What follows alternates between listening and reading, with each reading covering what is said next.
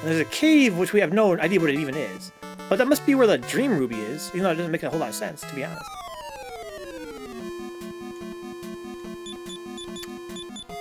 But that must be where it is.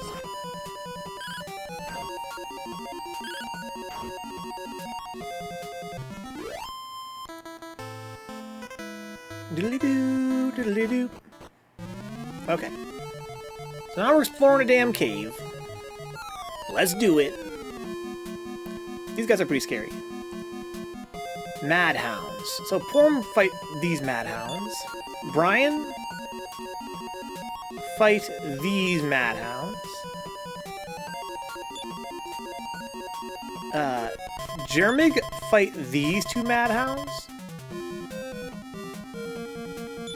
And Getchley cast Fireball on these two Madhounds.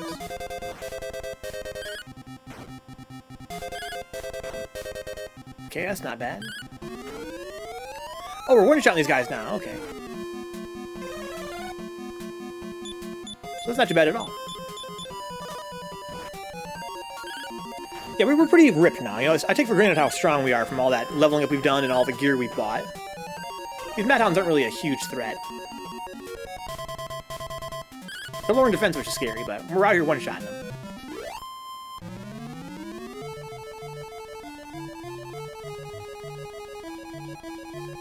Treasure! No man for do! Okay, these damn wyvern wings. Very popular treasure chest item. Okay. There's an old man in here. Who are you? Somewhere in this cave is a healing spring.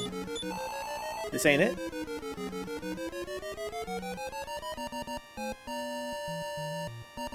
If you say so, dog. How big is this cave? Is it multi-story? Search. Lots of gold.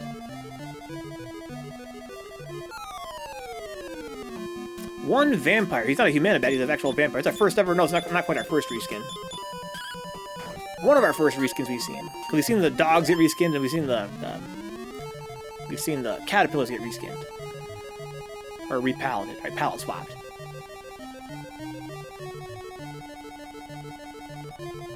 So there's a downward staircase.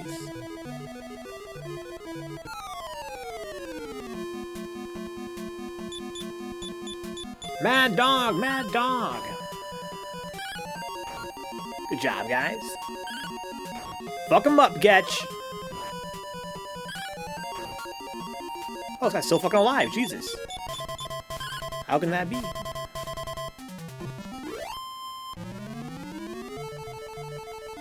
Okay.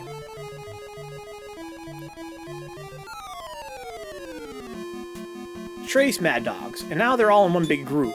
So we could do Mad Dog, Mad Dog, Mad Dog, and Fireball. Just in case they don't die. I missed one of them. Leave my defense alone. That's my defense you're messing with.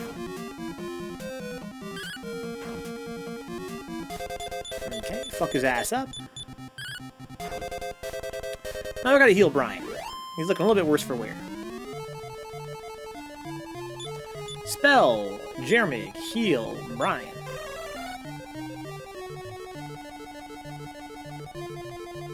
Oh, okay. That means it's note time. Cave south of Elvish Village. So there is a staircase. So we'll say it's first floor. First floor. We have a first floor downward staircase. One goes to question mark, and is in the center room next to first floor downward staircase 2. First floor downward staircase 2 Goes to question mark. In the center room, next to first floor downward staircase 1. And there's also a first floor downward staircase 3. Which is east of the center room. Okay. So let's do this.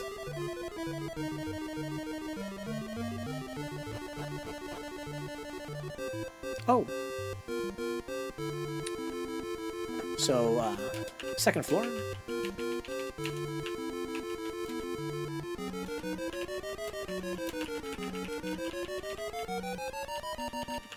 Okay.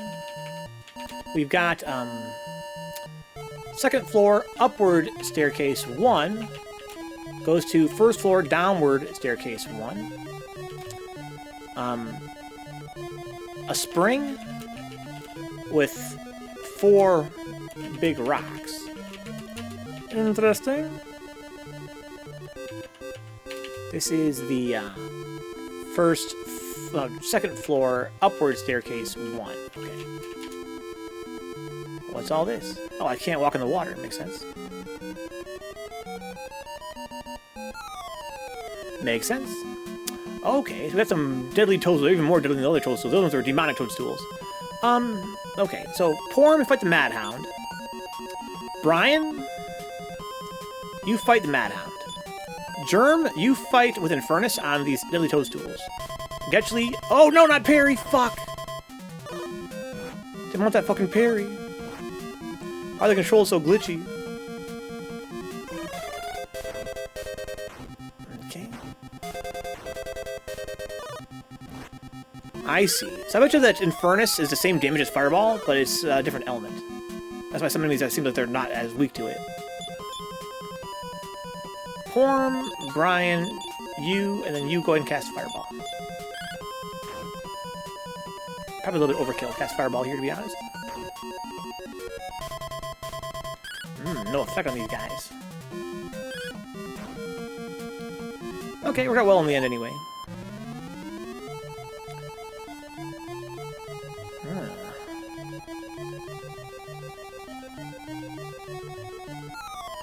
Interesting dungeon. 1 and 1. Let's kill the Toadstool first. So you fight the Mad Hound, Brian fight the Toadstool, you fight the Mad Hound, and you fight the Toadstool. I bet you that Brian can probably one-shot this motherfucker. He can, okay. You're too slow, dog.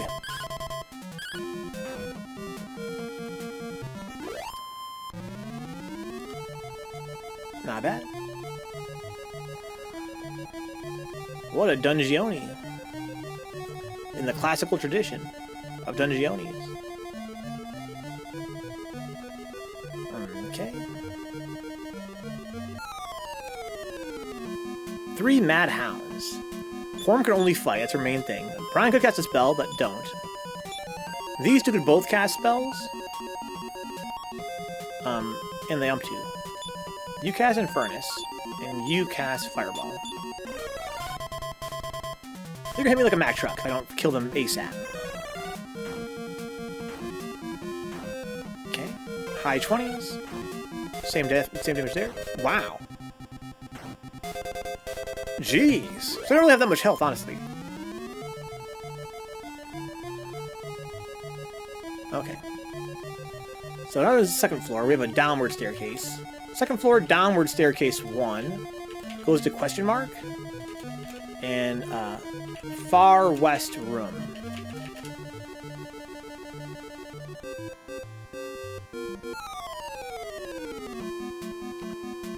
Two Mad Hounds. So you fight. You fight, and you fight. Maybe I can one-shot one of these guys if I'm lucky.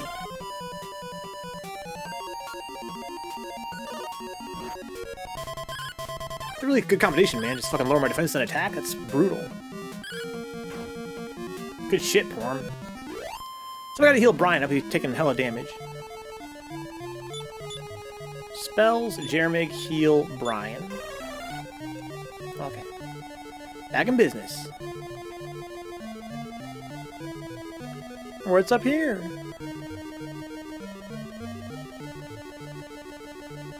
treasure chest. These guys can get one-shotted, no problem. Is it worth spending magic on? No. You fight, you fuck. I don't even know if they even inflict stats or anything like that. Just kill them. Even Jeremy can one-shot them.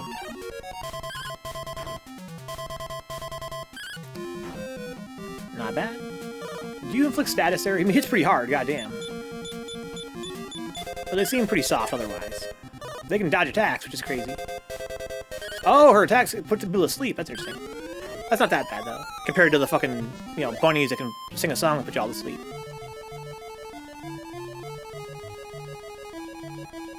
Treasure, please!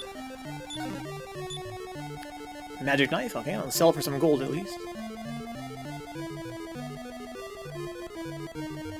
And what's over hither? More treasure. So, the Mad Hound is scary, but the vampire, I don't even know what he does yet. So how about you go ahead and fight the Mad Hound. And Brian, and Germ, and Getchly fight the vampire. He's already fucking dead. Brian one-shotted his ass. Jesus, we are definitely, pretty well leveled up here.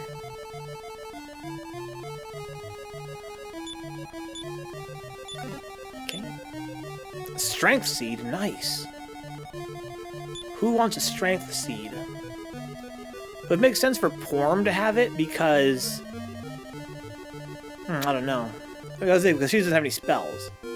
But Jeremig, you know, he's a warrior with pretty low strength. That being said, I don't know. She has more attack power than Brian does, right? She's got 50 strength and 83 attack power. And he's got 40 strength and 73 attack power. That could be a good reason to use it on Brian, because he's a spell sword. His strength ain't gonna grow as fast as other characters, and I don't want to have to use magic. He doesn't have a whole lot of MP. So why don't I go ahead and give this item? He already have it, huh? He does. So item, Brian, use a strength seed on yourself. Okay. It's a really fun game and a really fun dungeon.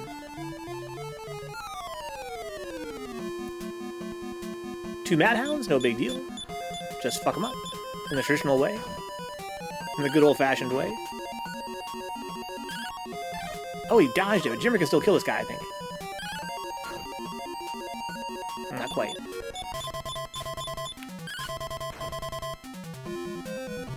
There you go. Oh, we got fucking 2-2-2-2? Let's go. Try to fucking Poe. Still need one more 2, though, to really sell the illusion.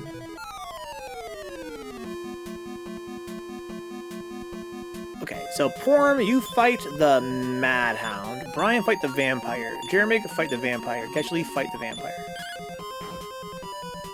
So he's got pretty low health, honestly. The dogs are lowering my defense, so that's not gonna help him, though. He's gonna die right now. Oh, still alive. That could bite me in the ass. Fuck him up, Brian! Or Getchly! That magic knife is doing work. Way better than that poison needle.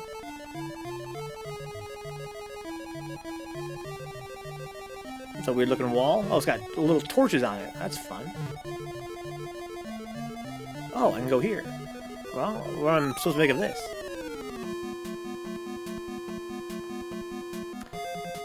Okay, 5 deadly toadstools. This is so many deadly toadstools right now. I definitely want to use magic on these guys. You fight. You fight.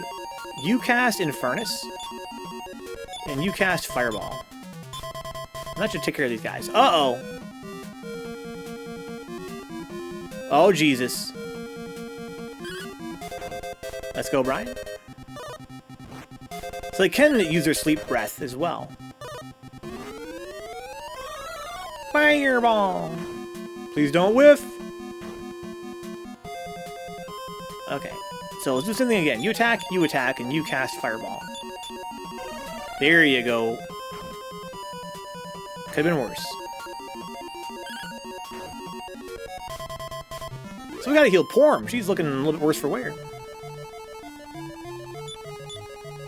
Jeremy get heal Porm, maybe even twice. Heal her twice. And also heal Brian.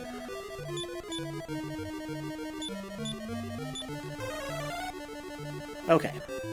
So, what's with all this? Hello? Oh. I think it hurted me.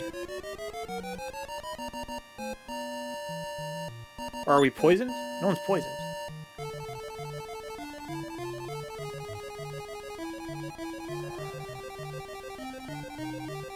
Oh, that's funny. It doesn't work. Make a note. In the center of this floor is a teleporter. Oh, it's a healing spring! Look at it, I think we got all of our magic back.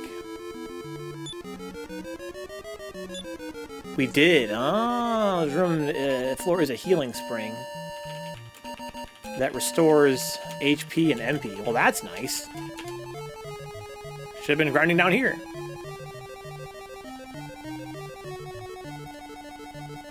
Let's go check out some other second floor type stuff.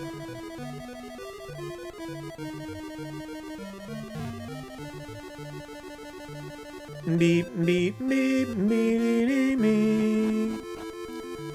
So what's down here?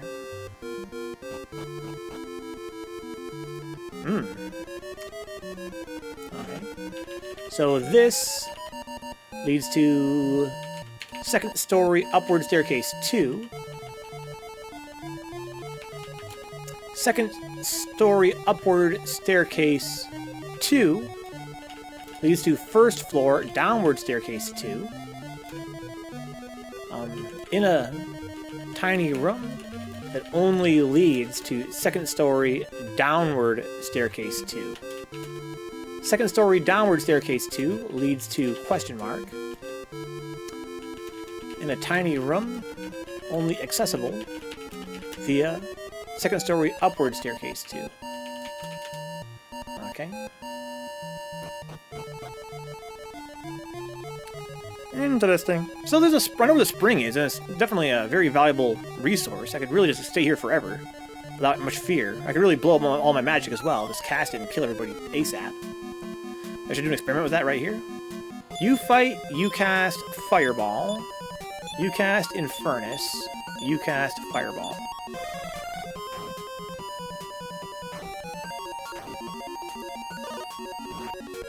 Or is this actually going to be better or worse than just going in with my normal attacks? So Brian and Jeremy, they really have pretty good attack power.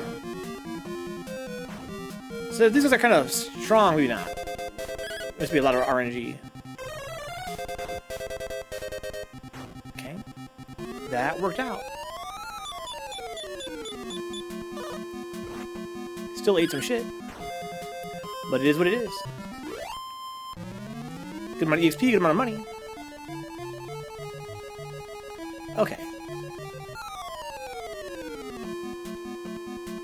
So you fight the Mad Hound, you fight the Vampire, you fight the Vampire, you fight the Mad Hound. Oh, Jesus, nice crit. Nice crit, my G.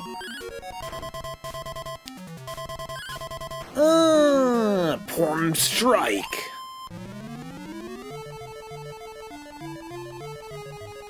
So this is going down to where? Okay. So this goes down to second story upward staircase 3. And so we have second story upward staircase 3 leads to first story downward staircase 3. And this one leads to a hallway leading west. Must be a dead end if I had to guess. Oh, no. To second story downward staircase 3, right? Yeah. second story downward staircase 3 leads to question marks. You know, only accessible via second story upward staircase 3. Okay, well, I bet this is going to be a dead end.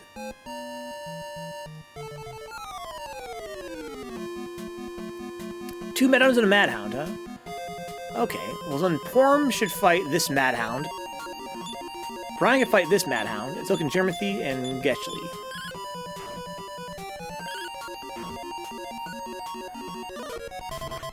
So we're gonna have one of these guys still left alive. That's okay. Oh, I got two of them left alive. Uh-oh. Uh-oh! You fight him, you fight him, you fight him, and you fight him. Well done, team, well done.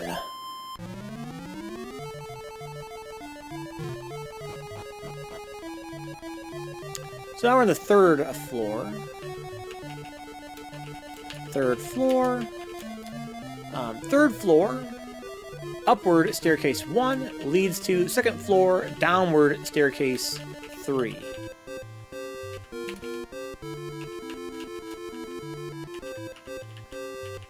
And it pops us out, you know, hallway going north with a beach on the east.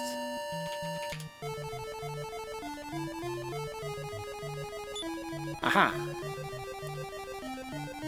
It is a dead end. Acorns of Life. I don't want that. I want that fucking dream. Maybe that'll heal me? I want that fucking dream ruby. There's a man-eating moth. So, Porm, you go ahead and fight the moth.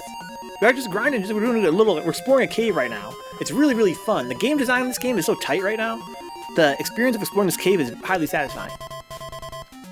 You fight the man-eater moth, and you cast Fireball. You cast Infernus. And you cast Fireball. How's that been, Jensen? What are you doing, dog? Anything exciting?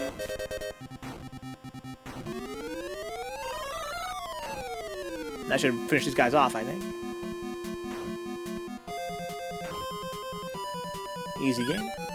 Nice shit. Well done.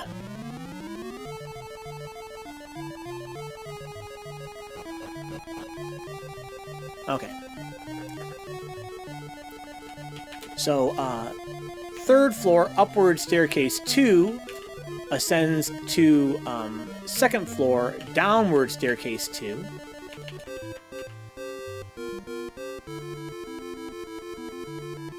You know, just past that beach. Yeah, it's a really fun game, Ginseng. I've really been impressed with the series in general. You know, the first game is one of my all-time favorite games. And the second game, you know, was a big improvement, but also kind of a step back. This game feels less like that. This game feels so far more like a quantum leap forward with less compromises than the second game had. At least so far. You know, the second game's big issues came kind of really in the late game. So we're curious to see if that still ends up being, you know, a concern by the end. But yeah, this is a really great series. They'll definitely kill the toadstools, because they're real assholes. Porm, you go ahead and fight a vampire. Brian, you fight,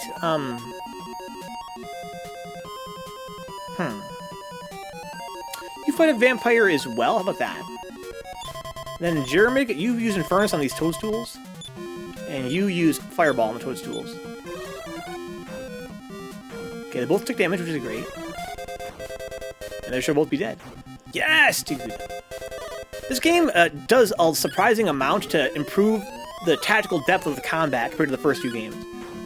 Second game was more tactical than the first game. This game is more tactical by far than the second game even. Which makes it highly satisfying to just fight people. I've been super impressed. So I need to heal Jeremig now.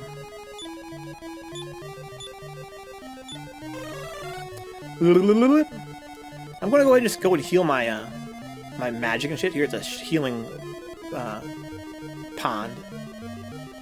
Healing spring.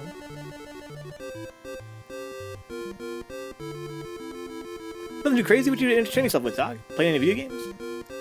Doing any homework? Watching anything on Netflix? I'm so close to finishing Cardcaptor Sakura that I can taste it. Watch some fucking b-ball, though? You're always trying to watch some b-ball, dude. What's with that? What's with you and b-ball? You enjoy fucking when people put balls in baskets? Is that what's good? You fight this Mad Hound. You fight the vampire. You fight the Mad Hound. You fight the vampire. How about that? This guy's fucking still alive. Oh, he got Ice Bolt. Jesus. So I fuck with that shit. Yeah, I'm big on when people put balls in nets. To me, that's godlike. This guy's fucking still alive. I have failed. I failed to kill this guy. It gives me a fucking thrill. What do you want me to say? I've been watching The Penguin on my friend's Mac, so thanks for bringing that up, Ginseng, because I've been looking into The Penguin. I've got very little interest in watching it myself, but I have been learning about it lately. I've been talking to a friend about the Batman movies. How interesting is it that, you know, the Batman from 2022, I think it was? They got a spin-off starring the Penguin of all people. I heard it's really, really good, Ginseng. Yeah, I've heard it's got a lot of critical acclaim right now.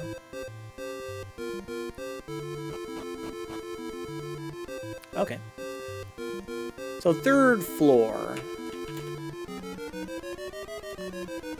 Upward staircase 3 leads to second floor, downward staircase 1. Hallway leading northwest. Ever since you called me out on my lack of Batman knowledge, I've been upping my game. I don't remember that at all, Ginseng. Well, I guess that's something I would do. Tease you about not knowing Batman, such a cultural touchstone of a character. You watch a lot of Batman, dog? Porm. This is a hell of a fucking squad here. You fight. You go ahead and cast Fireball. You cast Infernus. And you cast Fireball. It's stuck with me. Jesus Christ! That's so much damage.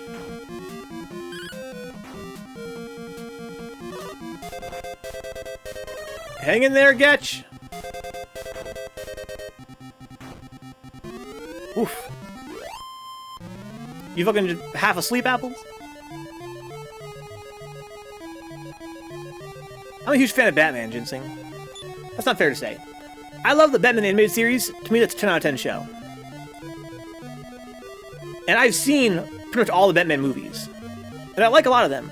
So I think it's fair to say that I'm a pretty big Batman fan, but it's not as though I know the comics or anything like that. And also, there's a lot of Batman shit that I hate. It's not that late, Apples. It's only fucking 3 o'clock in the morning, Eastern time. West Coast, that's like what? It's mad early for you, right? Must be like midnight.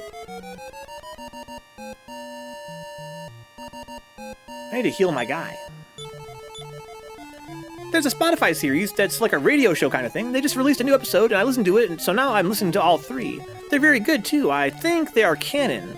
Well, I mean, Batman's got like 10,000 different canons. I mean, maybe canon to the Penguin? I did not watch it, Apples, no. I heard it's pretty bad, though. I heard some people say that it's halfway okay, and some say it's pretty bad, so based on the average of what I've heard, it seems like it's probably not that great. I mean, season. I heard there's a new series, Apples, yeah, it's supposed to be similar in tone and aesthetic to the OG animated series. Yeah, I shouldn't say OG, I mean Batman the animated series from the 90s. Heal Getchley. Are you a big fan of it, Apples? Are you enjoying it a lot? Because I've heard some people say that they like it. Maybe you're right, Apples. Maybe I do. I mean, I like this game. I'm loving this game.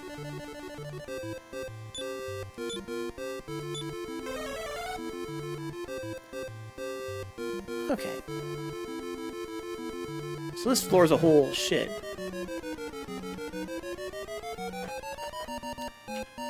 So third floor, downward staircase 1.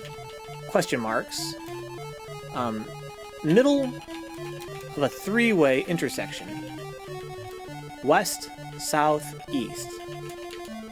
My friend who's letting me watch The Penguin is a huge comic guy. He has read hella Batman comics and watched like all the Batman stuff. Yeah, I never fuck with the comics at all. But I've seen pretty much all the Batman films outside of the animated movies. I don't really fuck with the DC animated stuff. And yeah, big fan of the original 90s animated series as well. But I'm glad to hear that Penguin is so great. I've heard a lot of great things about it. It's like a mafia show which takes place in the Batman universe, right? Porm. You fight a... I don't know, actually. You fight a man-eating moth. Brian, you cast a spell. You cast Fireball on this Toadstools. And you cast Infernus on these Toadstools. And you cast Fireball on these moths. Oh, he died in one hit. That's nice. Jesus. Uh-oh. No one died.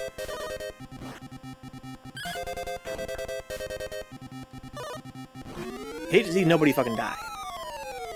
You fight these guys. You cast, I'm sorry, somebody went to sleep. This is Jeremy. Okay, you cast Infernus on these two guys. And you cast Fireball on these two guys as well. Just in case. Okay, they're both dead at least. These guys attacked the back row, which sucks. At least he didn't kill me.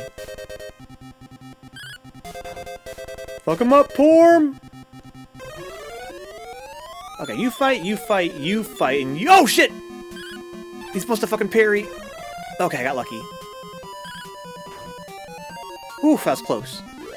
These mods are fucking brutal. Brutal-ass mods, dude.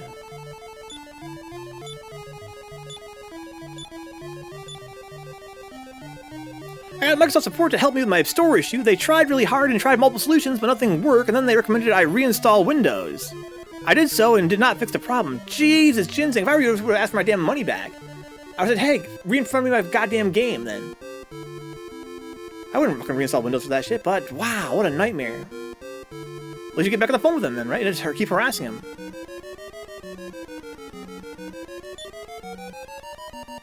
That's so annoying.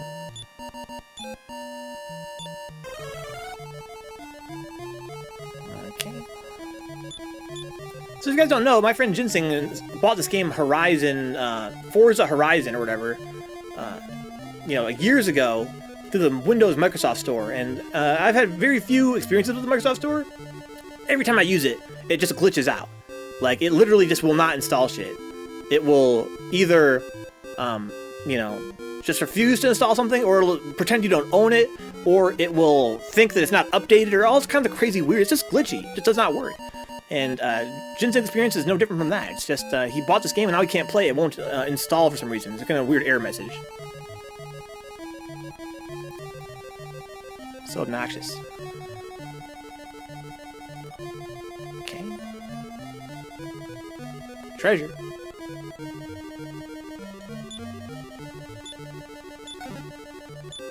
Wonder how big this dungeon's gonna be. You know, I kind of thought that'd be really easy because of that the healing spring upstairs. But actually, it seems pretty tough. That should heal Brian. Spell Jeremig, heal Brian. The guy was super nice and he was able to email me a case number so I can resume troubleshooting. Aw, Ginseng, you're so cute, dog. You're so cute, dog. Clearly you don't deal with tech support that often.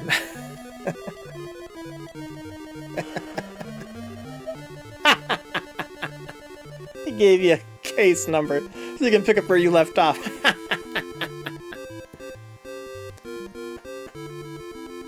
Dude, that case number don't mean shit, dog.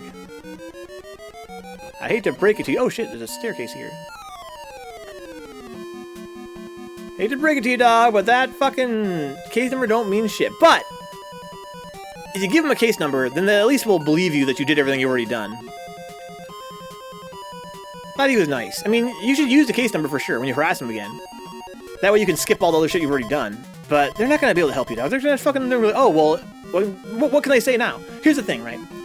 These guys' entire job is just to make you feel better emotionally.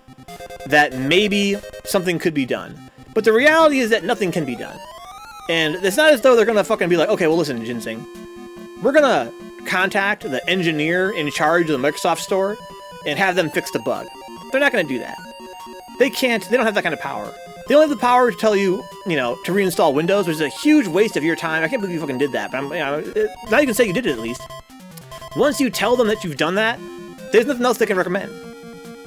So, you know, if I were you, I would definitely demand some of them have power to compensate you a certain amount of money. You should at least ask for compensation for the price of the game that you paid for it. And see how far you can get with that. My guess is you could at least get that money out of the whole deal.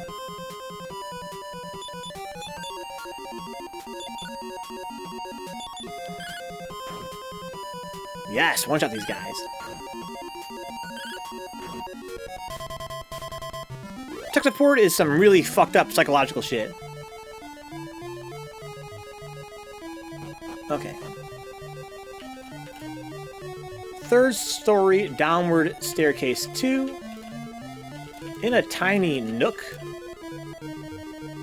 south of third story downward staircase 1. The games aren't cheap, that's why I really have been trying to get them reinstalled. I'm really concerned that, you know, they're gonna want to not give you the money back.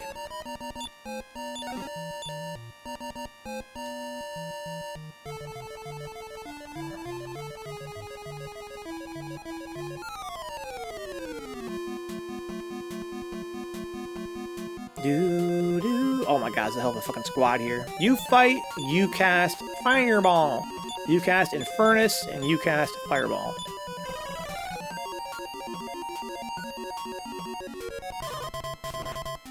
I really feel as though... Jesus, it's gonna hit the back row like nothing. They're not gonna want to give you the money.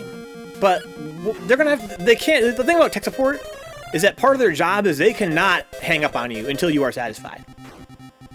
That's how you can press them to give you money. So, you've reinstalled Windows. There's nothing else they can do, except they're gonna tell you something, they're gonna tell you it's your hardware. They're gonna say something's wrong with your computer, physically, that you should get it repaired. You should talk to your manufacturer.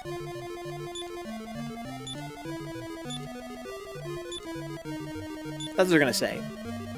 And you have to find a way to make them give you money. How much money are you trying to get, Ginseng? How much does this game cost?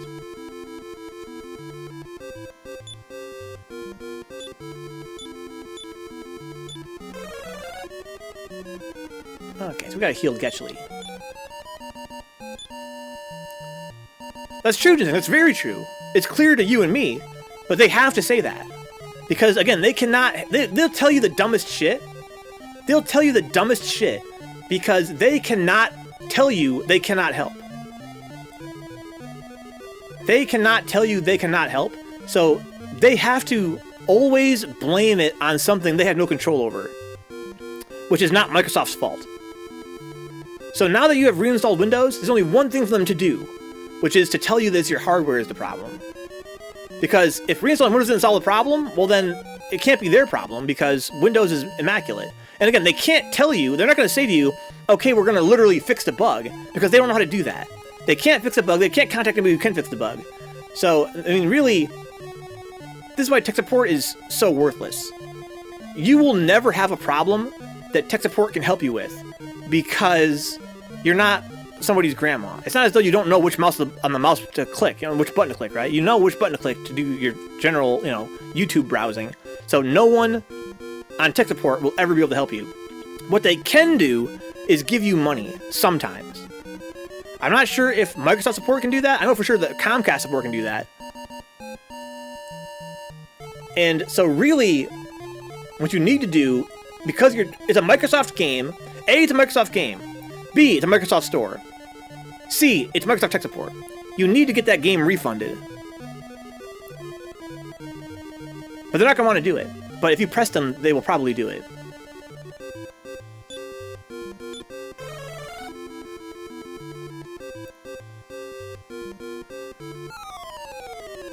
Where am I?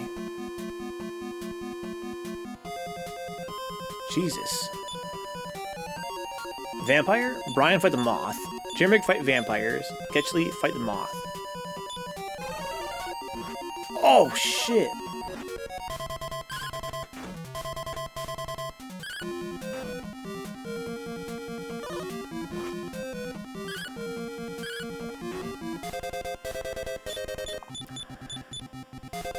I'm glad he was nice. Like, that's really all they can do, is be nice. That's really their job, is to make you... their job is to create an illusion that there is some amount of... The A, Microsoft cares about your problems, which they don't. And B, that they are in control.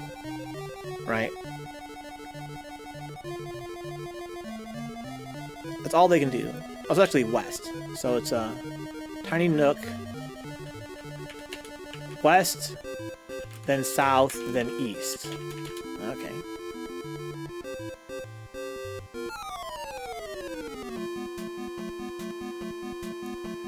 This is a crazy dungeon. I kind of want to go back up and... I should probably go back and heal now.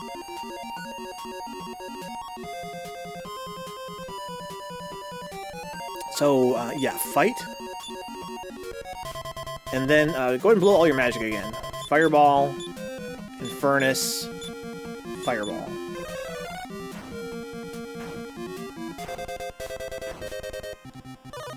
I hope they will refund you. But I can see how that could be a problem as well, because again, because it's a Microsoft Studio and a Microsoft Store does not mean that tech support can help you get a refund. Because you might need to work with different tech support. But I bet you if you find the right tech support, they would refund you. Bought it for 80 bucks, huh? I bet you that if you harass them enough, they will refund you.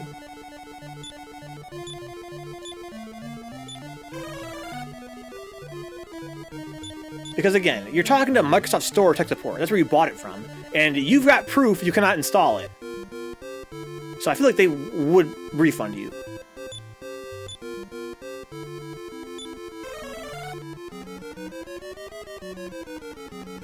I'll go up and fucking rest.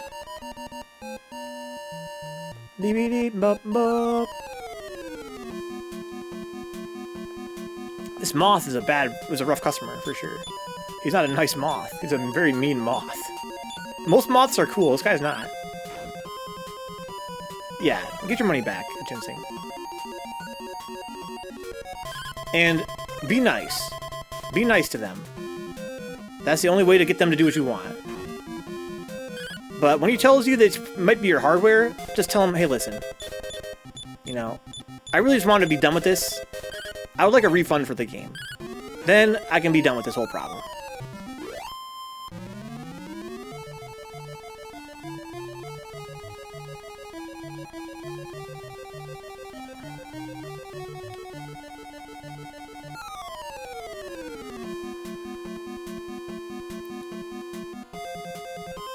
Okay, so, and again, the case number he gave you is not going to be worth jack shit. All that's really worth, what a case number really means in practice, is that you have proof that you have been to tech support once before. That's all that it means. Because the guys that are going to be talking to you don't want to read your case number. I'm not convinced, from my experience with tech support, that they can't read it.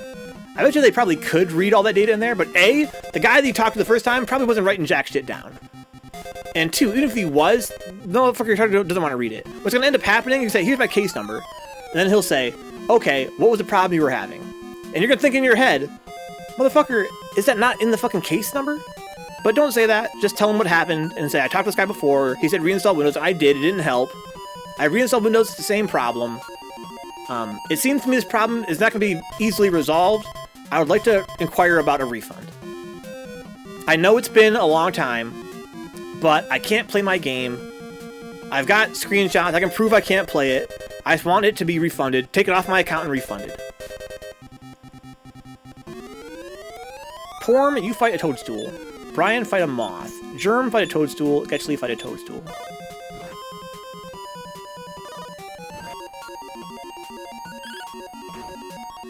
Oh no, Brian went to sleep. That worked out really well, though. You fight, you fight, you fight.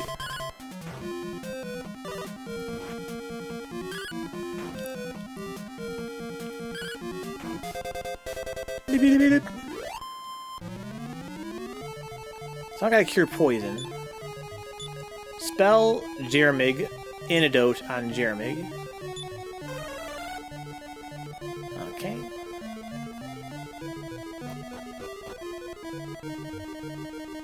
It's kind of a long walk, to be honest, but it's still worth it. This dungeon is hard. Oh my god, this dungeon is hard. This is a great soundtrack in this game.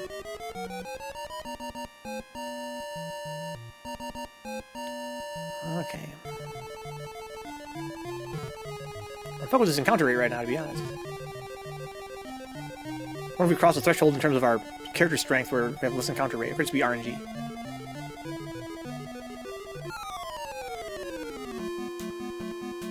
Three Mad Hounds. Porm can one-shot them, so can Brian. So let's just have Jeremy can especially attack.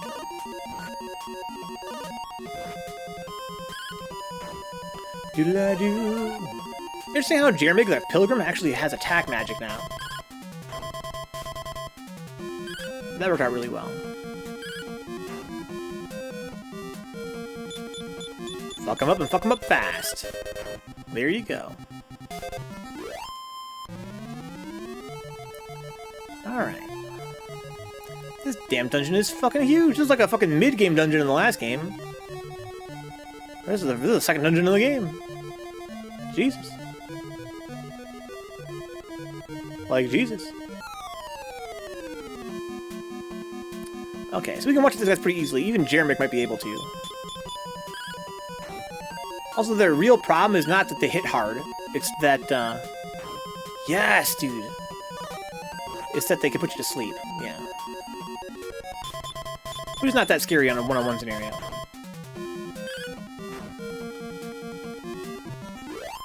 Doobity-doobity-doo.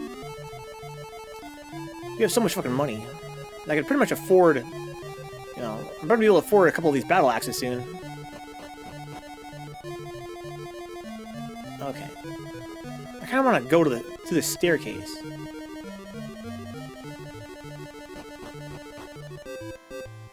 Okay. So, 4th floor.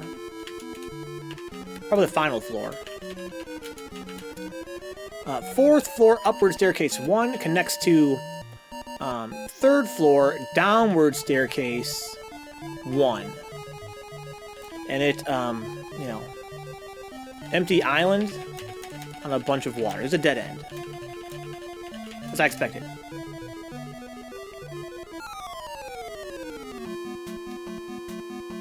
These guys are not that bad. Well, they hit pretty hard, honestly. But I really can't... I don't think it's not worth using magic on them, to be honest. Because they will get one-shotted as well. Just not consistently.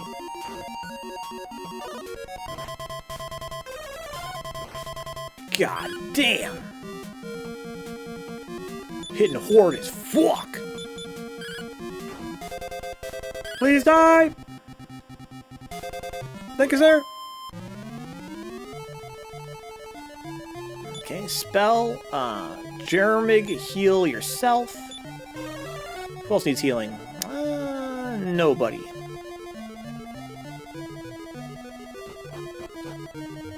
South of the dead end. I'm gonna go this way. Oh my god. This is scary. So, Porm, you fight. Brian, you fight. Jeremic, you cast Infernus. Getchley, you cast Fireball.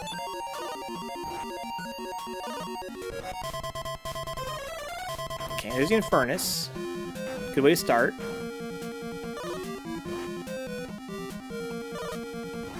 So she got poisoned. It's not the end of the world.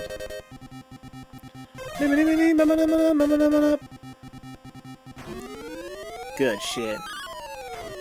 Good night, Ginseng. Yeah, dude, tomorrow night's end of Gundam. I can't wait. I'm so excited. I'll see you then.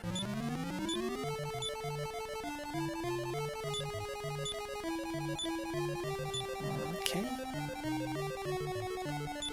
So spell Germ Antidote on Porm. Gotta heal Porm as well. And I've gotta heal Getchley. Spell Germ heal Getchley. Okay. Spell Germ heal Porm. Okay. So, I've been north already, or have I not?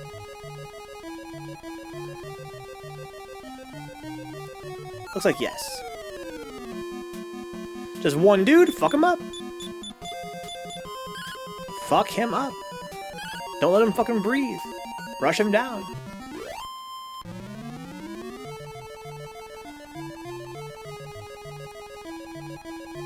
Oh, so I haven't been this way before. Oh, it leads to here. Interesting. Treasure. Makes life simple. These guys are pretty scary as well, but again, I can one-shot them with Porm and with Brian, so I should have these two cast their magic spells. Yeah, he's out here one-shotting folks. And you gotta respect that.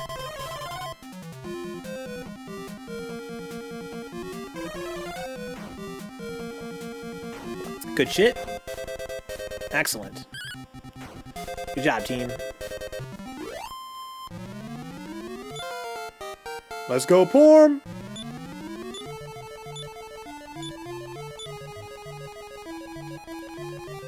Get this fucking treasure chest. And get the fuck out of here. So we can afford these damn battle axes here in a hot minute.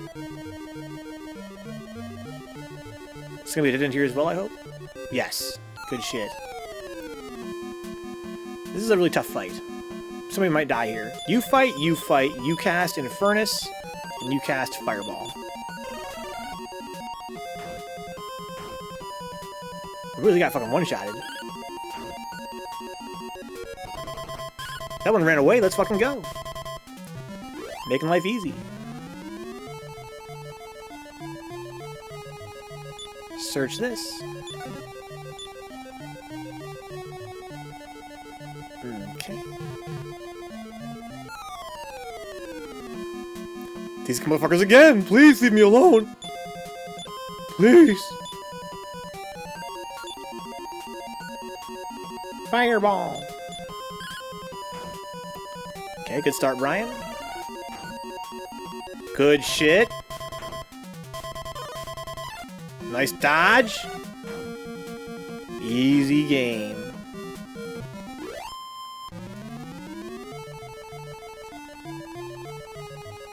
Okay, go downstairs.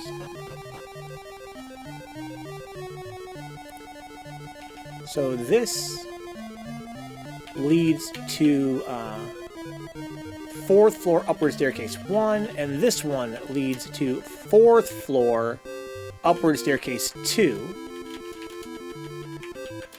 4th floor upward staircase 2 goes to 3rd floor downward staircase 2.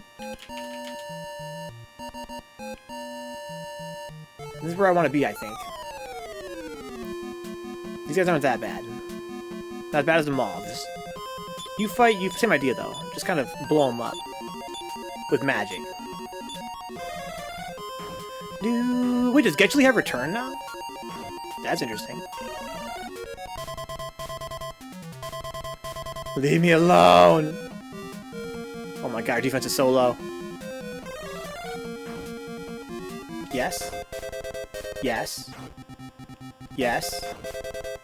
Dude, sick! Magic saved the day. There's a bridge over there. Oh, this is a nasty looking gang. Oh, this is real bad. Well, actually, it could be to my advantage as well. Porm, you fight,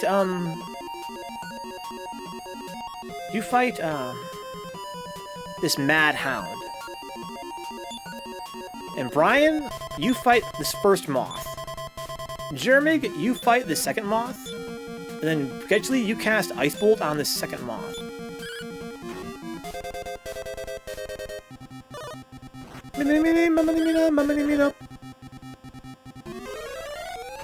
Ice Bolt! This fucking dog's still alive. So now, you fight the vampire.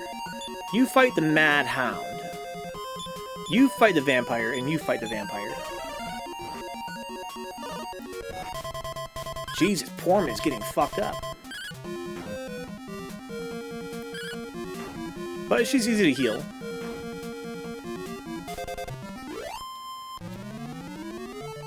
I feel like Brian should heal her. Now heal her again. And then heal yourself. What else are we looking at here? Everything else is good. Okay. Wow! Oh! Well, definitely use magic for this fight.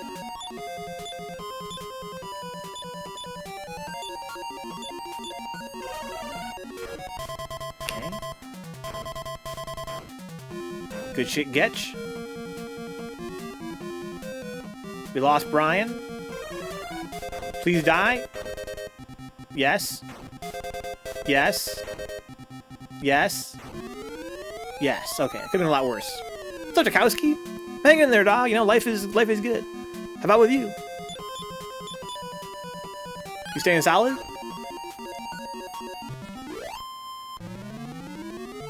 This game is godlike. I'm having a chaos time tonight for sure. Life has ups and downs, but this game is godlike. No asterisk. So, Porm, you fight the Mad Hound. Brian, fight the Moth. You fight the Mad Hound, and you fight the Mad Hound.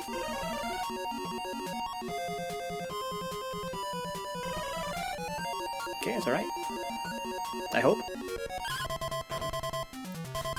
It's alright, I hope. Uh-oh. Brian, please. Uh-oh, this could be bad. Winter season makes me want to stay in bed all the time. Same here, dude. That seasonal depression's a real thing. Makes you want to fucking hide. Here you go, Brian. Get her done, dog. And do what you must. Oh, it's maybe the Dream Ruby, huh?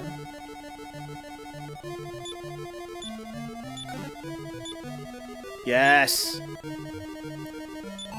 Forgive me, Mother, for departing this world ahead of you. If my love for him, that of elf for human, is forbidden in this world, at least I can be with him in the one beyond. Oh man, I'm literally gonna cry. This game's from 1988, and I'm literally tearing up. Because fucking, you know, humans are mortal and elves aren't, right? So she fucking killed herself down here and left the Dream Ruby behind. Could have given it to her mom directly, but whatever. That's sad as fuck. Is that true, Tarkowski? You're a big fan of the series? Maybe your first game in the series. Spell? Getchley has outside.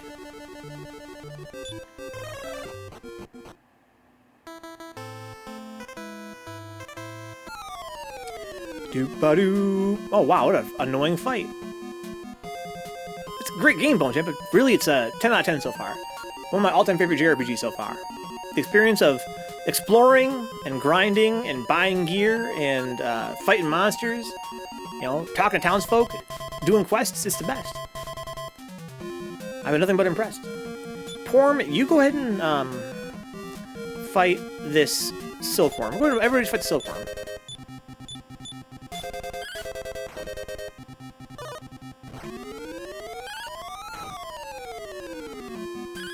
Taters and grinding and grinding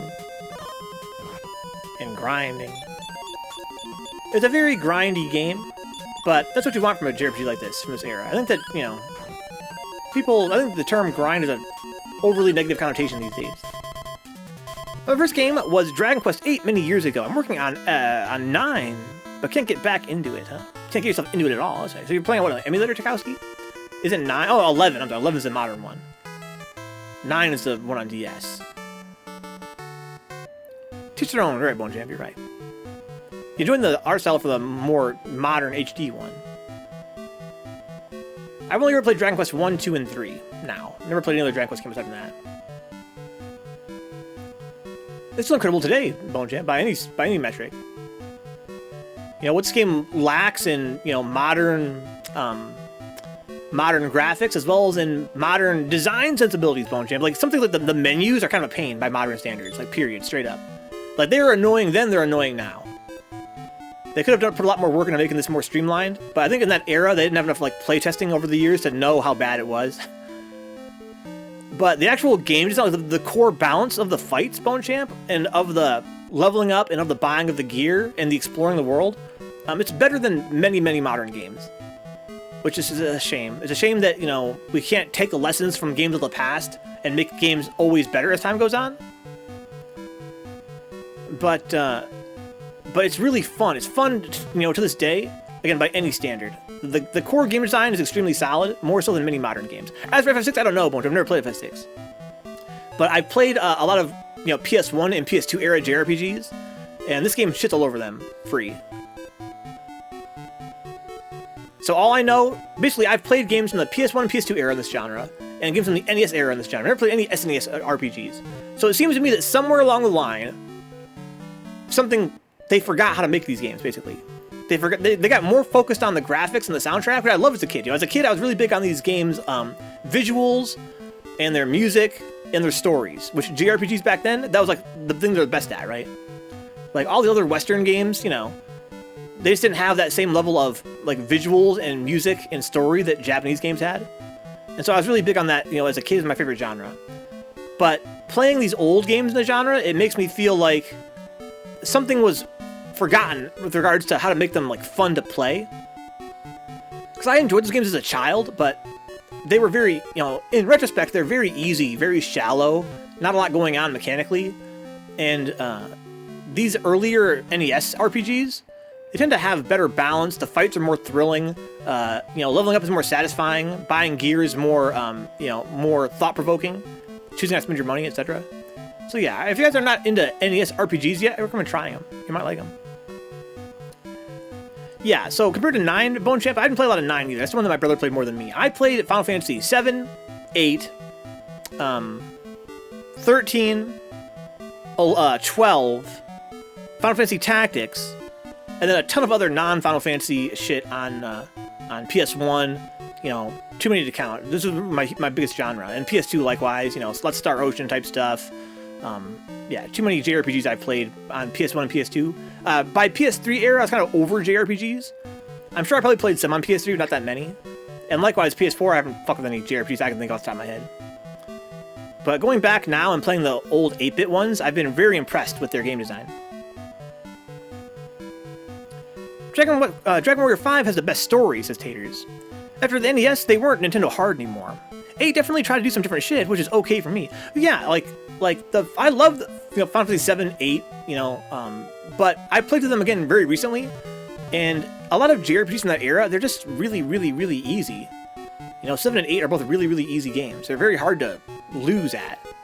And as a result, all their numbers and mechanics don't tend to matter that much. You know, basically it's all window dressing. That's my big problem with PS1 and PS2 JRPGs, and probably PS3 as well. I heard they're getting better. I've heard that, you know, with the likes of, you know, Dragon Warrior, Dragon Quest 11, and with Persona 5, etc., we're seeing like a resurgence in JRPGs. I'm sure they must be better balanced, better designed than the ones I grew up playing. But I love those games as a kid because they were easy. But these games are more satisfying, I feel like, in terms of the actual strategy. Yeah, hold A, just mash the A button, right? Just mash the attack button. And you're right, Bone Champ, the final boss is really hard. That's true facts. But in general, those PS1 Final Fantasy games, I find, and I can't speak for 9, but it seems to me like it was mostly just literally, you know, you're learning spells, but why? Right? You just literally have everybody just mash the normal attack and just plow through everything. Okay, so I have this Dream Ruby. Go give it to the lady here. Let's go talk to Grandpa first.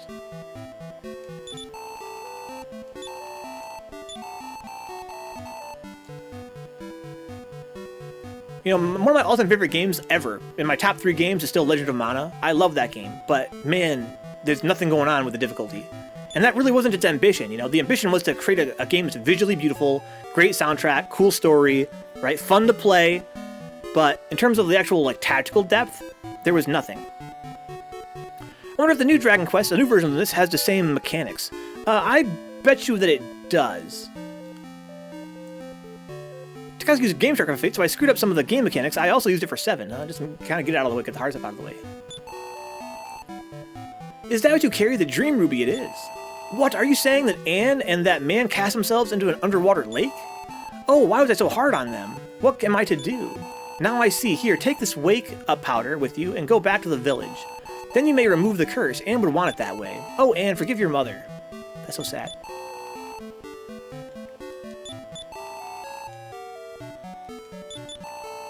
Okay. It really kind of subverted my expectations there. I kind of thought that they would like me after that and I could buy stuff. That's funny. This genre of game just isn't popular as in the 90s. There is still people playing them, though. Isn't as popular as in the... You'd think so, Bonechamp? I'm not sure if I can co-sign that. You think that JRPGs are less popular now than in the 90s? I don't know. I mean, I feel like, you know, they're more popular than ever. I remember them being kind of niche in the 90s. But nowadays, it seems like everyone's playing, you know, again, the Persona games and you know, Dragon Warrior 11 was a huge hit. All the Final Fantasy are super mainstream now. I feel like it's a lot more mainstream, and I think that, you know, popular mainstream. Trying to get back to 14, Takasuki, you mean that online, the MMO version. So I'm going to go ahead and use my spell, Brian, return to Noannuals.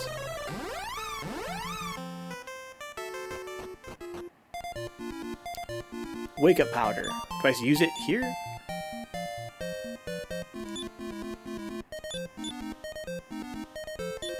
Look, the villagers all started to wake up. That's amazing. Okay, so let's take some notes here. Now we're in Noannuals.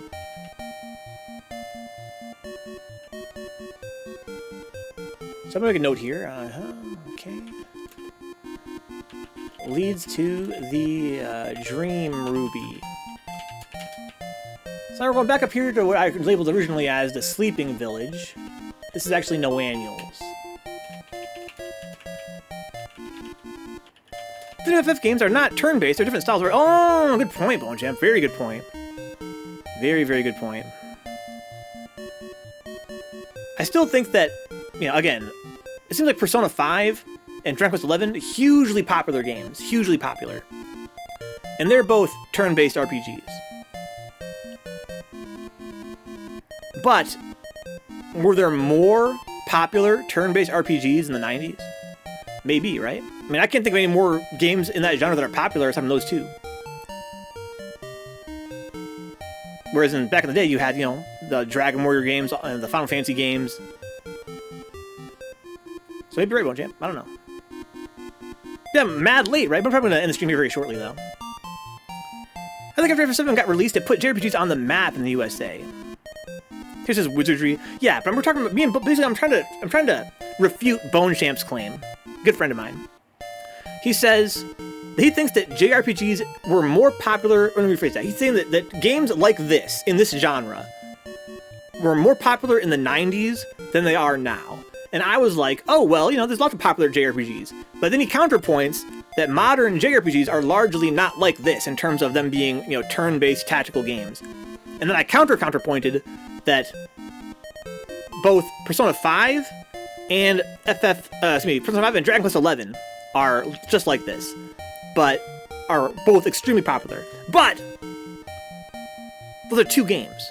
Are there any other super mainstream popular turn-based JRPGs out there aside from those two games right now? Whereas, of course, back in the 90s, you had, it seems like a lot of games in this style that were, you know, pretty popular. And it's true that in the West they weren't as popular, but yeah. I think you're right, but I think Transstrate did okay. Was there also a game that was called Octopath Traveler? But again, I don't think those games were anywhere near the same level of notoriety as Dragon Quest 11 or Persona 5. Popular enough for people to make or remaster. That's true, that's right. There were a lot of remasters of games in this style. But a lot of those are also, you know, not in the same turn-based strategy vein, right? A lot of them get turned into action RPGs. Yeah, same here, Takasuki. I didn't really fuck with Final Fantasy. I didn't fuck with any JRPGs before PS1. So I'm kind of going back and playing them now and having a kick-ass time. So a lot of my friends are, you know, like Bonechamps, are talking about how great the SNES games are. But I never played any games in the SNES that were JRPGs. I played fucking a lot of Mario on the SNES. I was real normie. My first RPG was Final Fantasy Tactics on PS1, and I fucking loved that game. Then I bought FF7 after that. I forgot about that inside. Yeah, there's a sequel now, right? Octopath 2. You ever play him? I played the demo for Octopath. I didn't really like it.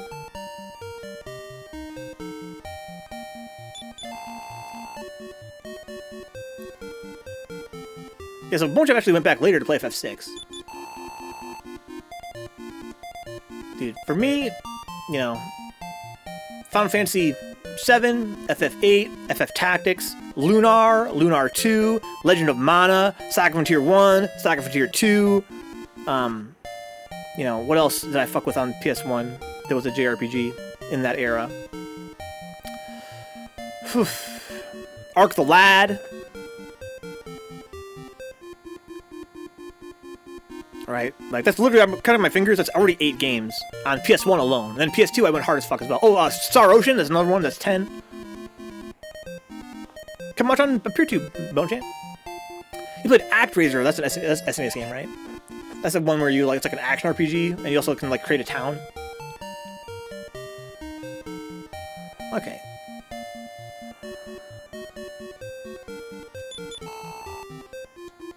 That's cute.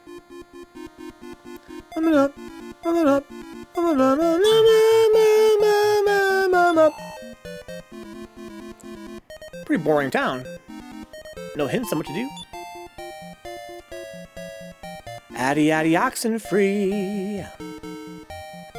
Another good. So I played Super Mario RPG in Silo, but I played it later on emulator. I didn't really play. I also played, you know, since then I've played Secret of Mana a little bit. I never actually beat that game though. So yeah, I've played Super Mario RPG, but that might be the only SNES. No. I've played some other ones like Bahamut Lagoon, and yeah, some other obscurities on SNES. But never played Final Fantasy on SNES. Never played Xenogears. I missed out on that whole series, Bone Champ. That's one of those ones I'm supposed to have played. Being a big PS1 RPG aficionado, that's one I'm supposed to have played, but I never have. Okay, no annuals. Day. If you have Spider's Web, you can slow the monsters down. Yeah, there's Xenogears, then there was Xeno Saga. Now there's Xeno... what are the new ones called that Nintendo's making? I think it's the same series, technically. Dude, Takasi, don't get Bone Champ started about Parasite Eve, dog. Don't get him started. That's his game! That's Bone Champ's game!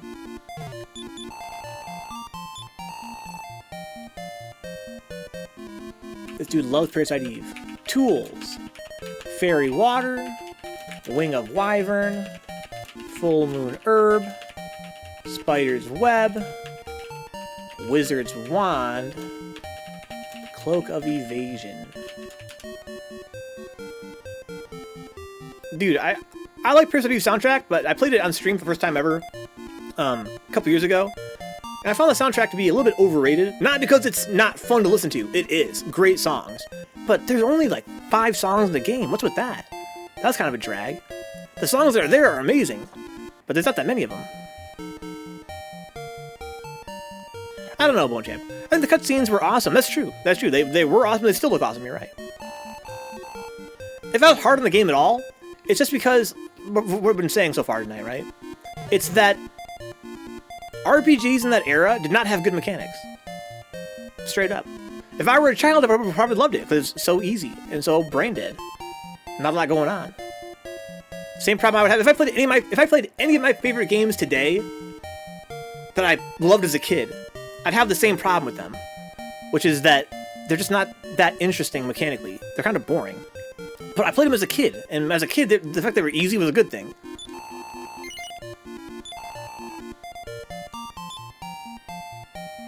I got Chrono Trigger's music to be very overrated, says Stokowski. Yeah, I think if I'd played that game, you know, I never played Chrono Trigger, but I did, my brother played it, you know, years later. I watched him play it. And I kind of feel like kind of feel as though, you know, it definitely makes the most use of the SNES sound chip, right? It makes hella use of the sound chip, and that's very impressive. If I were used to typical video game music in that era, and then her Chrono Trigger soundtrack, I'd be like, whoa! They really putting that sound chip to work. As for, you know, if the songs are that catchy, I don't know, man. I didn't really fuck with them that much either.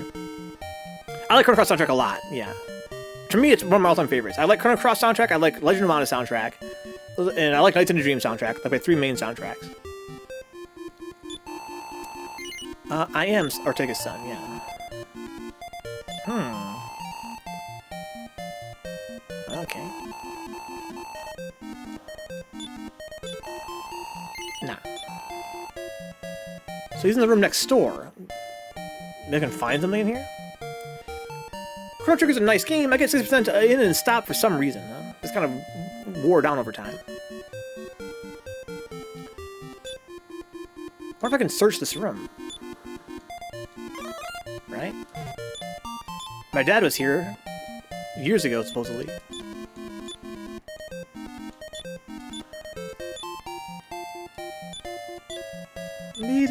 It was years ago, though, right? This room would be cleaned by then, you would think, or between now and then.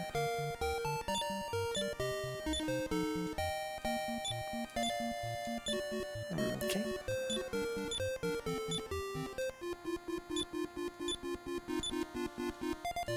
Move it up.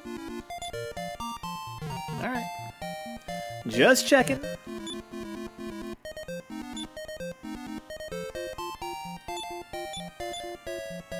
I can't get myself to finish Chrono Trigger either. In a way, it's kind of boring. Probably the same as I've been saying, right? Playing a JRPG from that era now is kind of hard. Earthbound is on my list of one day too. Also, I think I might pick this game up when it's cheaper, the remake. So I've played through Earthbound. That's one of the SNES RPGs I played. I love Earthbound. Oh. Maybe this is the room I'm supposed to search. It's been years since my dad died. She's still crying over Ortega. Respect. My favorite game in that series is Mother 1 on NES, though. And then Earthbound is almost as good. And then I don't really like Earthbound 3 at all. Or Mother 3. People love that game, though. I respect that. I find it just to be too linear. Too linear, and I don't find it that charming. The first game is super non-linear, and super weird and charming. The second game is, you know, much more linear, but also a lot more charming than the first game was. But the third game, you know, just seems to me to be more like a typical normal linear RPG with a little bit of goofiness to it.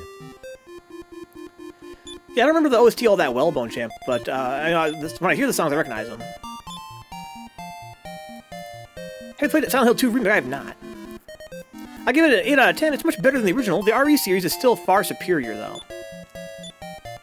Yeah, you know me. I'm not that into remakes as a rule.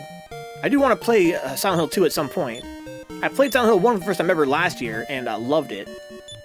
I mean, Silent Hill 1 went from being a game I'd never played before to being in my top 10, maybe even top 5 games.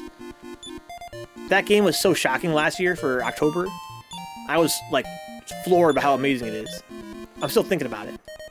Oh yeah, I'm not gonna play the remake, Bone Jam. You know me, dude. I don't play the remake. I'll play it, you know, after... Basically, my ambition is to play the games in a series in the order they came out in. So I'm sure the remake's gonna be great, but I would love to play the games before the remake, you know what I'm saying? Like, play, you know, all the ones that came before it. Maybe not all of them, depending on, you know, some of them I know are pretty trash. But, you know, like, play the main ones.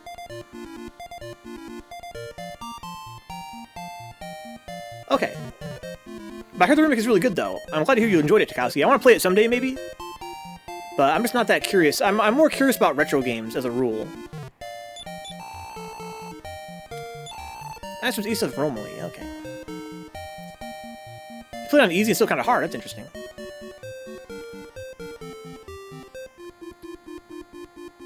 Okay, so I've talked to everybody here. All they have is hints about Asalam.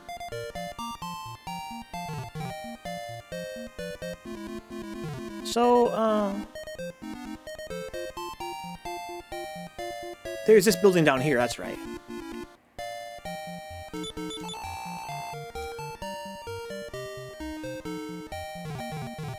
Okay.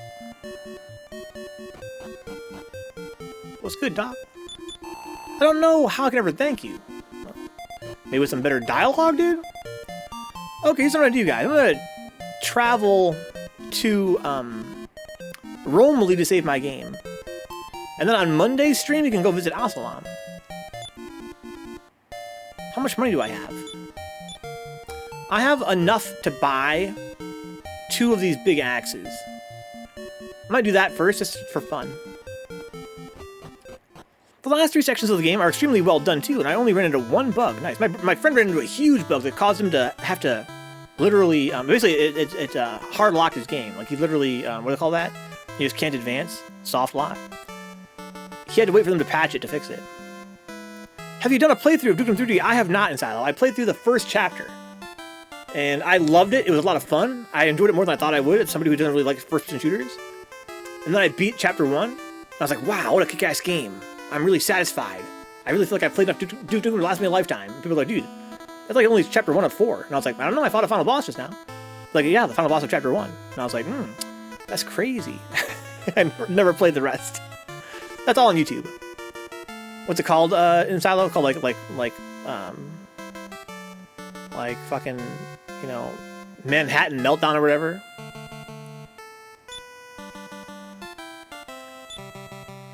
It took me so long. That's a huge game. If that was only Chapter 1 of 4, it must be a huge game. Yeah, they're episodes, right? I played through episode 1, and it took me fucking forever. And it was massive, massive stages, you know, tons of gear, you know, fought the final boss, killed him, and then saw the credits roll, and I was like, man, that game was fucking sick. And people were like, you don't play the other ones? I was like, what? They're like, yeah, there's like 2 or 3 more chapters. And I was like, oh, that's crazy, that's sick, happy to hear that. But no, I'm not gonna play those. And I have not. I really could care less if there are no more Silent Hill games or remakes. The RE series is good enough for me, huh? I don't know. I mean, again, I don't know. I've never played any Silent Hill games. Except for the first game. And that was last year. And to me, obviously, it's doing something different in terms of the tone than Resident Evil is. I like the gameplay a little bit more in Silent Hill, but that's fair, because it had plenty of time to learn from Resident Evil, right? But more than anything, it's the story. The story and the atmosphere of Silent Hill 1 was way more interesting to me than any Silent Hill game. It's not even close. There's no contest. Silent Hill is goofy. It's supposed to be goofy. It's a goofy series. But Silent Hill 1, dude, that shit was, man, I still think about that game in terms of the story. Like, it still gets my brain working. It's very mysterious and fascinating. You know, it's you know, by design, it's more serious and more thought-provoking than Resident Evil. And, yeah, I played through RE 1, 2, and 3 on stream for the first times ever. You know, my first time ever playing that series. And I love those games. Those games are godlike. Silent Hill 1, I enjoyed the gameplay more, and the story infinitely more. I'm way more interested in Silent Hill, the series, from my experiences with those PS1 games than I am in Resident Evil. But I like Resident Evil 2. I mean, a lot. So it's Lux episode 2, right? I think I played the first stage of that. This is like a moon base, something like that. Yeah, Team Silent. So Butcher likes the first game is his favorite, huh? That game, I love that game. That game fucking blew my mind.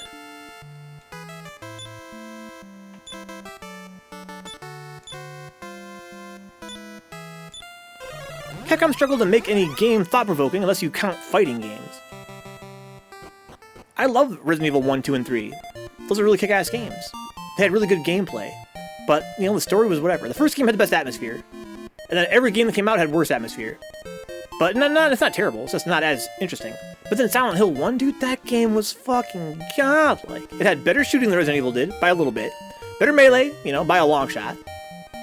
You know, better stage design than any game after Resident Evil 1. But more than anything, dude, just the atmosphere and the story, my god. My god, Tarkowski, that game really blew me away. Again, I'd never played any Silent Hill game before. That game's like probably my top 10 games for sure. That game is godlike. Okay, so I want to. Oh, I have to be here at night. Oh, I have to be here at night. Oh, shit. Well, I mean, do I want to do that then? You know, I fucking do. I'm that kind of a guy. Where's the inn?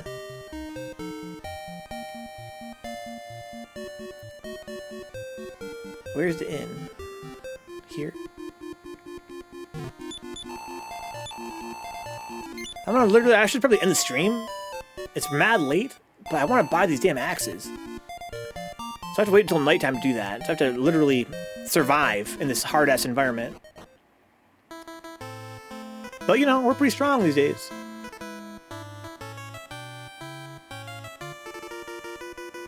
This is where, you know, the game's time passing mechanic really shines, right? The fact that I even have this dilemma just goes to show how much fun this time passing mechanic is.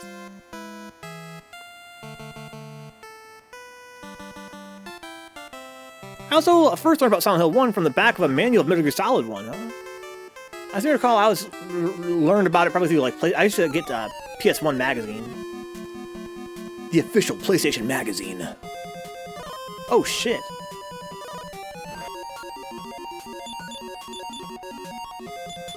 Okay.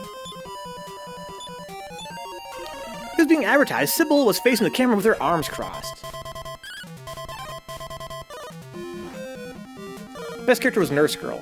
Sybil was cool, but Nurse Girl was the best. That shit made me fucking cry. Monkey.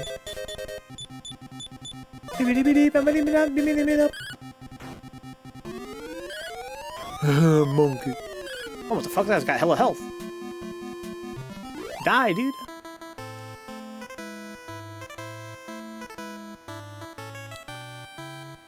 I'm trying to pass time in the game to make it become nighttime, and then I can go back to town and go buy this weapon that I want from this weapon shop only open at night. Kind of saying Eskin style, that's kind of a good point, right? Because they're all those Akira Toriyama designs. Aha! That wasn't so bad. Only got into one fight. Dude, inside, check this shit out. Come on, champ, look at this. This game has a fucking fuck hotel, dog. It's a hotel for fucking in. Look how cool this looks. This game's whole thing, Bone Champ, this map's whole thing is like a fucking red light district. They got sexy belly dancers here. Right? This girl out here is Lady of the Night. And as an inside joke, they have a little fuck hotel. Which is hilarious for, you know, a 1988 game, you know. Basically, the Dragon Warrior franchise is known for its raunchy humor. But this really cracked me up.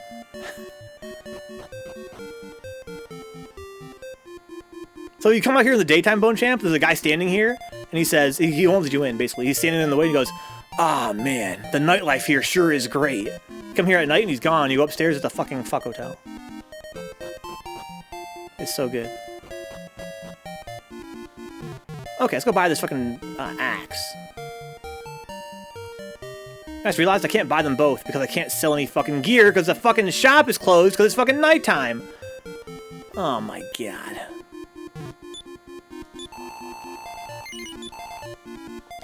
Give me a battle axe, dude.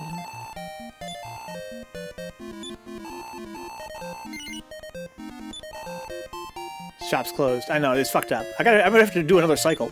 So, equip Brian with the battle axe. That's a nice boost to attack power. But I don't have enough money to buy another one. Unless I sell my old weapon.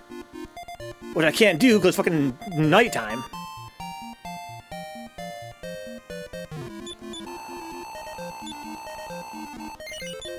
Yes, sir. Okay. So let's go up here. Talk to this guy. Yeah, is that funny? Tchaikovsky's a really expensive hotel. Pretty much hotels in the game. Talk to him. Sell Brian's broadsword.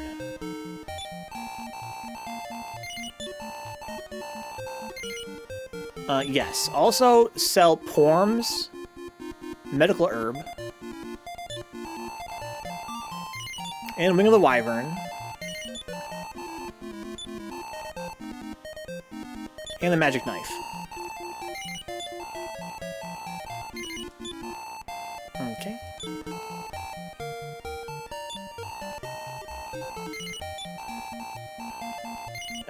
Does Brian have everything to sell? Brian has got nothing I want to sell.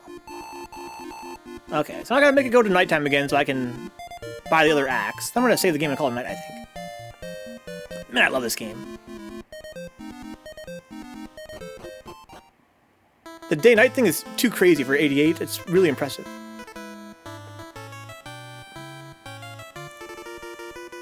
Whee! So my boy Brian's doing hella damage. So this cat is not a joke. He's, not as scary as the ape, to be honest. So you fight the ape, you fight the ape. That should kill him. And then you fight the cat, and you fight the cat. Probably should have used the ice spell, to be honest. Oh my god! Brian one-shotted him! That axe is for real. We got crits here, Getchley? Let's go, dog. The wizard out here doing twice as much damage as the damn fucking cleric.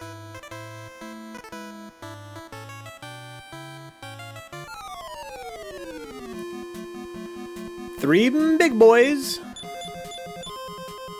Make noise, big boys.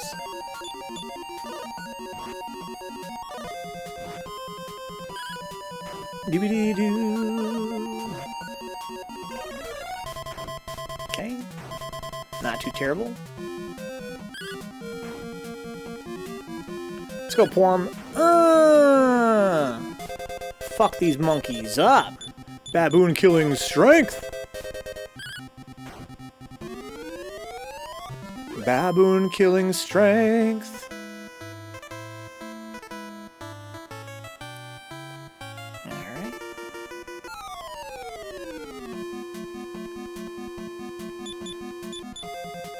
Yes, just everybody fight. Actually, I should have had him use his ice spell. I always forget to use that. Please die. Damn. Okay, that's right. Target Porm. She's the one. Get fucked, monkey man!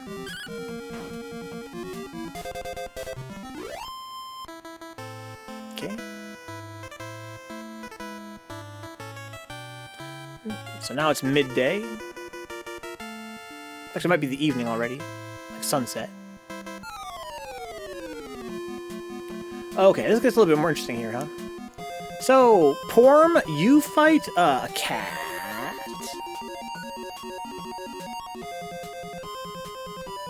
You fight a cat. Brian, you fight the ape. You fight a cat, and you fight the ape.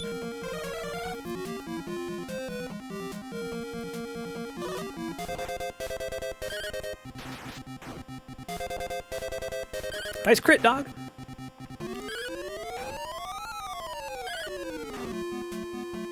Ooh, okay, so now Porm, you fight. Doesn't really matter who you fight. Doesn't really matter. You fight him, you fight him, you fight him, and you fight him. There you go. Yes! Oh, only one damage? Never mind. Never mind.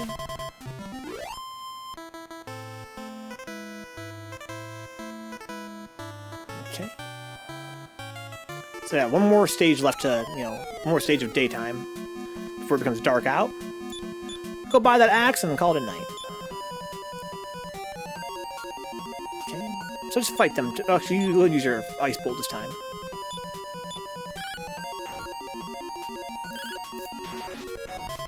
Tremendous blow. Oh wow, it's immune to ice. Good thing Porm fucking one-shotted his ass.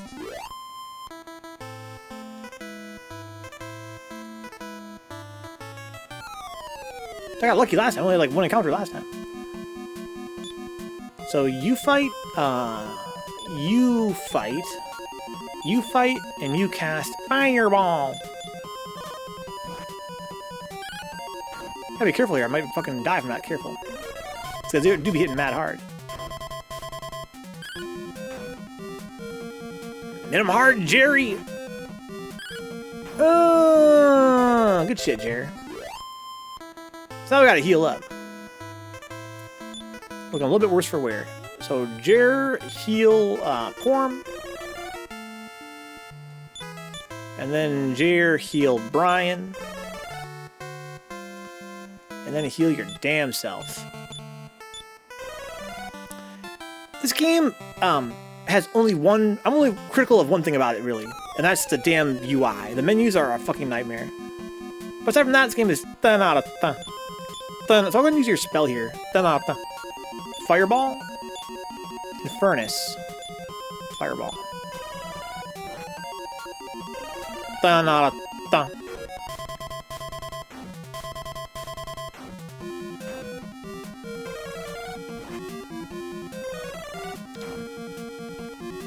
There's no reason inside, right? I mean, the only reason why the game's UI is as bad as it is because as a culture, as artists, as designers, we just hadn't been doing it long enough to understand how bad it was.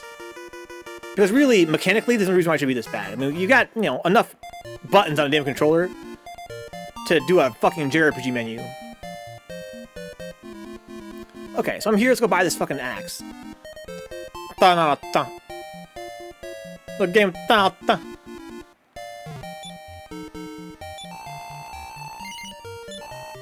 Okay, battle axe. Give it to Porm. Nah.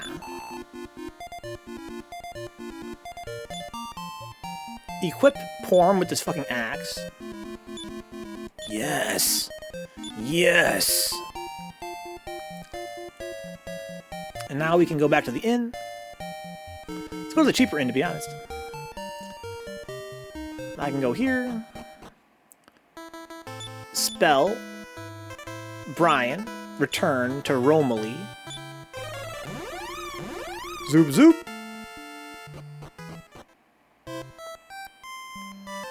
Go here and sell her old weapon.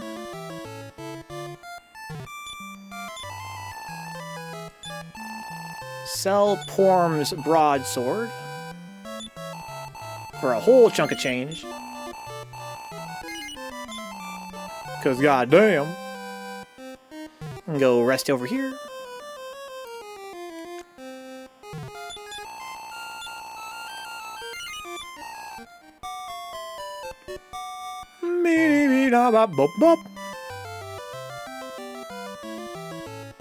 Yo, King!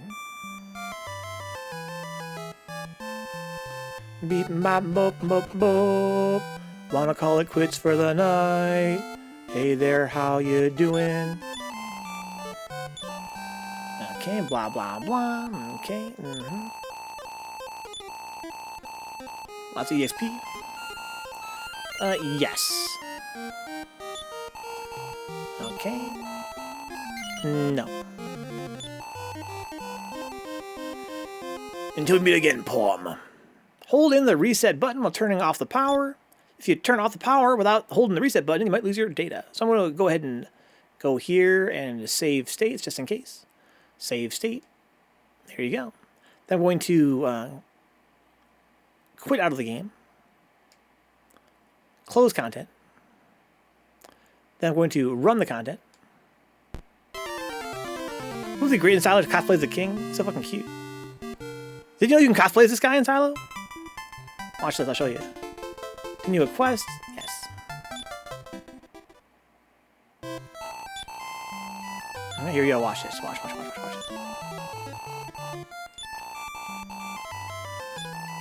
By the way, what dost thou say? Do you want to take my place again? Yes, I do. I'm now king of the castle. Dude, look at my fucking guy! I'm him, dude! I'm the cutest king ever. It feels so good to be regal as shit. I'm the regalist. Best game of all time. Thanks for being here so late, guys. Don't normally stream quite this late. Start reading some names, in fact, those who make the channel possible. A lot of the guys here are supporters of the channel. Thank our supporters on Ko-fi, guys. ko-fi.com/Vencabot, like James Micheletti, thank you, James. Thank you, Gert Locker, Ginseng, Zawarchasm, Jabby, and Jiffy for your support on Ko-fi. Thank the Patreon supporters at patreon.com/Vencabot, including Balls Deep, Decoy Medes, Drew Newworth, Valmil, John Hernandez, Max, Mutant XP, Oni Ramen, Prime Opus, and your salty face.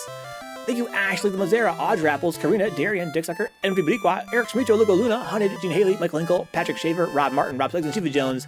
Thank you, Ann, Antonio Sanchez, Brendan Williams, Drew Katsikis, 4TL, Ginseng, Good Vibe City, I'm Joey Cruz, Tuna Non, Keith Best, Kyle Glass, Lightworks, and Rage Against Arcade Machine.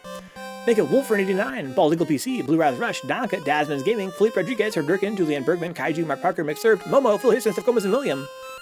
Regular Twitch subs, guys, like Third Noobster, Arteus, Balls Eat, Blue Abs, Boyker, Bones Up, Drinka, Kaguya has changed me, what the fuck? Thank you, Decoy Mendes, DFW Wax, Dick Zucker, DJ Light Strike, Dirk Blur, Ita Rosha, Eddie DFW, Fight J Fight, 4TL for Bay, Herb Durkin, and Silo, KG the Legend, Lion of Oz, Meb Koos Koos Koos, MF Dominus, Moth, and FGC. Thank you, Mr. Part 2, Nearhine, Neon Riot 4, New Hill Studios, Newpool 16, Nice Time Flar, Aura Orange, Remy 057, Rescue Ryan, Rotor Lover 89, Sophie Stream, 3 Bench, Tiger Lee 92, Yo Q, Your Win 3S, and Zanzu. Good rest, Bone Champ. Is the king barefoot? He might be, right? Just walk on the crib with no shoes on, seems very regal. Right? Don't put no fucking common-ass shoes on his regal footers / feeties. More will come on Monday, guys. Tomorrow night we're doing our anime club. Every Thursday on this channel we watch anime, guys. You guys know that? But it's only on PeerTube because of, fucking shit. If you guys are on our Discord server, then let me know if you want that anime club role. It's an exclusive club. In order to get in, you have to basically answer a question that's like, what's your favorite anime, basically. And then you'll start getting, a password to come watch the protected, private anime streams on Thursday nights. We're going to be finishing off Eden of the East and Gundam 8th MS Team tomorrow. I'm looking forward to it. I'll see you guys there. Peace out.